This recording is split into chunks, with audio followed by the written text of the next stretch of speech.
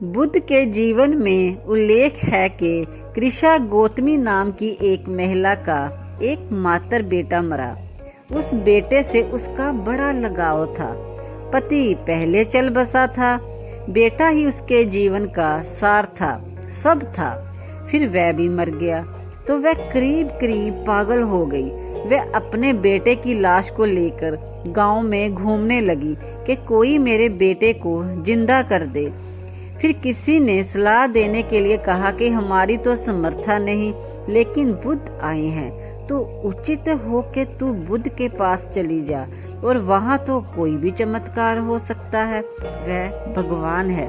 तो कृषा गौतमी अपने बेटे की लाश को लेकर बुद्ध के चरणों में पहुंची। लाश उसने उनके चरणों में रखी और कहा, इसे जिंदा कर दो, मुझे कुछ और नहीं चाहिए। और जब भगवान गांव में मौजूद है तो मैं क्यों रोऊं, और इतना भी ना तुम कर सके तो फिर कैसे भगवान।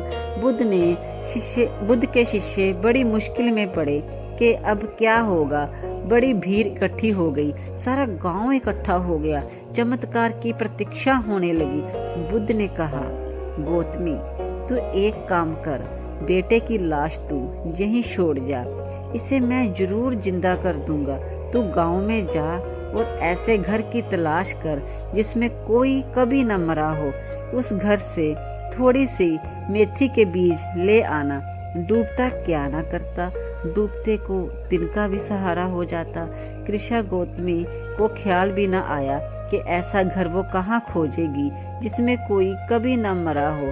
अंधी हो जाती है आंखें मुंह में, भागी गई वह एक एक घर पर। उसने गांव के दस्तक मारी और कहा कि मुझे थोड़ी सी मेथी चाहिए, एक ही शर्त है कि तुम्हारे घर में कोई कभी ना मरा हो। पर लोगों ने कहा, गौतमी तू पागल हो गई है, ऐसा घर तू कहाँ पाएगी जहाँ कोई ना मरा हो, क्योंकि जहाँ भी कोई पैदा होता है वहाँ कोई ना कोई मरता जरूर है।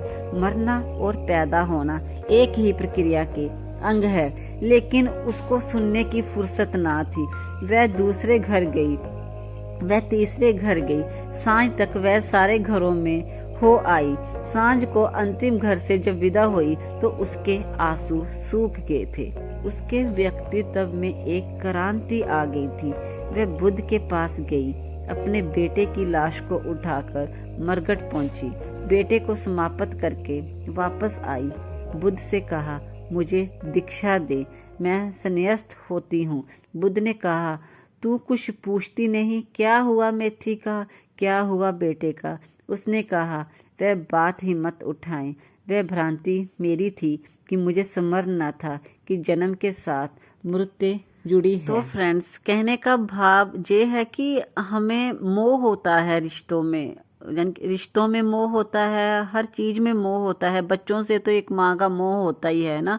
तो कहने का भाव ये है कि जहाँ जिंदगी है वहाँ मृत्यु जरूर है। यही एक सच्चाई है कि ये जन के एक सिक्के के दो पहलू है कि जहाँ जन्म होता है वहाँ मृत्यु पक्की है। और हमें ये अपने आप में मान लेना चाहिए कि जो जिंदगी में आया है उसने लाइफ में जाना जरूर है। तो फ्रेंड्स, कैसी लगी आपको मेरी ये स्टोरी? अगर पसंद आई हुई तो please like, comment and share जरूर कर देना। मैं ऐसी ही स्टोरियाँ और व्लॉग लेके आती रहती हूँ। अगर आप ऐसी स्टोरी और मेरे व्लॉग देखना चाहते हैं तो मेरे चैनल को जरूर सब्सक्राइब कर दीजिएगा। Thank you.